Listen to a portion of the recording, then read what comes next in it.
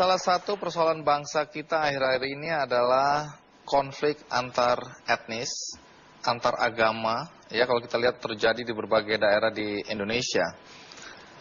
Kemudian kita merasa dulu kok toleransi itu tinggi sekali, sekarang kok makin lama makin pudar. Apa yang terjadi pada bangsa ini menurut Anda? Saya sering menamsilkan kita itu ibarat burung dalam sangkar.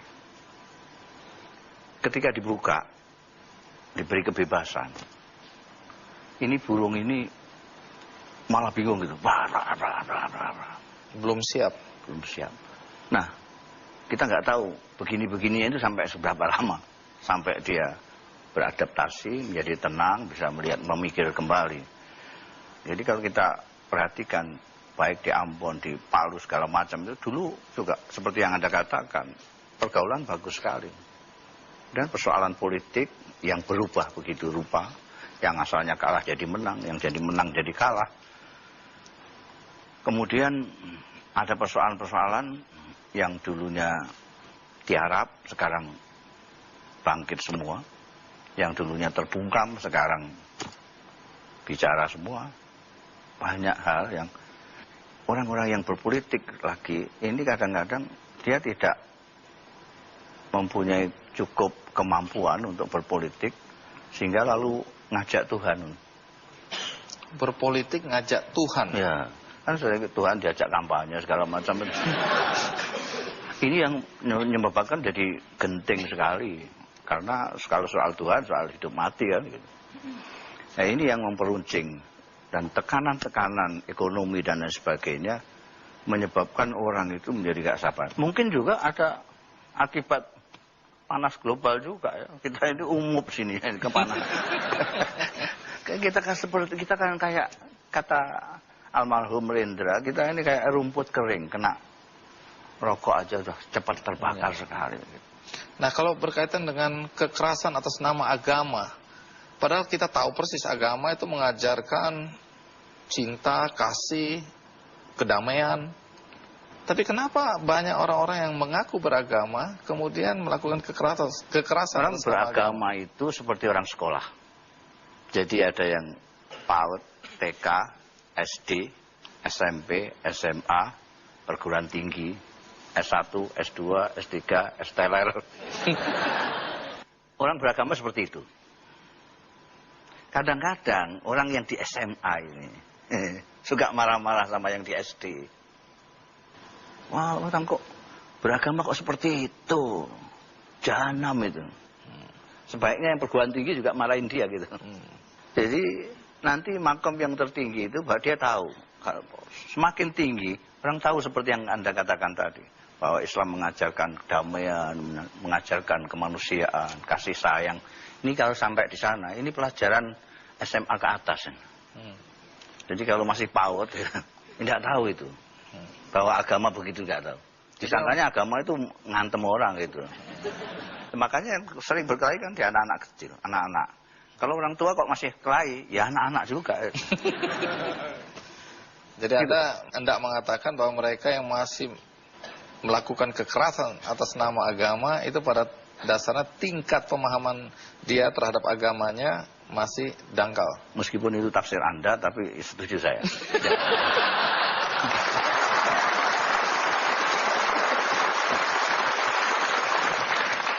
Nah, kalau soal ajaran Ahmadiyah, pro dan kontra, ya, sebagian besar bahkan menganggap ini sesat.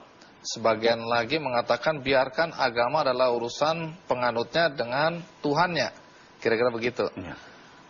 Kalau Anda sendiri bagaimana melihat persoalan ini? Karena ini semua orang ini tujuannya kan menuju ke Tuhan. Mendapat ridho Tuhan. Orang semuanya sedang mencari ke sana itu. Semua masih dalam proses. Saya tidak bisa menyalahkan Anda. Karena Anda saya anggap tidak seperti saya. Ini serius ini kelihatannya. Iya, saya serius. Ini saya butuhkan menyontohkan, tapi betul-betul. Saya lihat, saya tidak boleh marahi Anda. Kenapa? Karena Anda sedang mencari jalan juga ke sana. Belum tentu jalan yang saya yakini sebagai benar, Itu benar, betul. Karena yang sebetul-betulnya benar adalah kebenaran Tuhan. Lalu apa solusi yang Anda tawarkan agar persoalan ajaran Ahmadiyah ini tidak menjadi api dalam sekam? Kalau Ahmadiyah itu memang mempunyai, taruhlah kata kelainan di dalam keyakinannya, kita ketemu apa sih yang menyebabkan Ahmadiyah Anda anggap sesat itu apa? Didialogkan. Karena Ahmadiyah itu juga pakai Quran, pakai sunnah Rasul dan sebagainya. Sehingga bisa, kalau sesama orang yang mempunyai Quran dan sunnah saja tidak bisa berdialog, apalagi dengan yang lain. Ketidakmampuan untuk berdialog dengan orang yang berbeda ini juga termasuk penyakit kita. Baik, memang tidak bisa tuntas ini ya, tapi setidak-tidaknya kami mendapat gambaran tentang pemahaman Anda soal ajaran Ahmadiyah. Nah, ada satu lagi pertanyaan yang selalu saya pendam, selain soal Inul tadi, adalah pernyataan Anda tentang menantu Anda, Ulil. Ulil ini kan jaringan Islam liberal, kemudian pernah menulis di Kompas, dan Anda kritisi dengan beberapa kesalahan Ulil. Anda sendiri kira-kira sepaham nggak dengan jalan pikiran Ulil dalam konteks Islam liberal? Kenapa harus sepaham? Mertua dan menantu. Nah, ini yang berbeda prinsip dengan saya. Saya bukan hanya dengan menantu, dengan anak saya saja saya bisa berbeda. Saya menganggap perbedaan itu fitri sekali. Saya mengatakan bahwa silahkan anak-anak muda berpikir paling gila sekalipun, silahkan. Tapi satu, jangan berhenti belajar. Seperti saya katakan tadi, mereka yang sering membuat masalah di dalam masyarakat adalah mereka yang berhenti belajar karena sudah merasa pandai. Dalam salah satu tulisan Anda menyebutkan atau memberi judul beberapa kesalahan Ulil. Anda mengkritisi tulisan dia di Kompas waktu itu. Ya. Apa yang Anda anggap salah waktu itu dari Ulil? Terutama cara. Ada istilah itu di dalam kalangan pesantren, ada musyakalah. Musyakalah itu kalau Anda itu sinis, saya juga harus sinis. Ini lagi-lagi serius. Iya, kalau sampean serius, saya juga serius. Itu musyakalah. Okay. Kalau Anda berlebih-lebihan, saya harus berlebih-lebihan.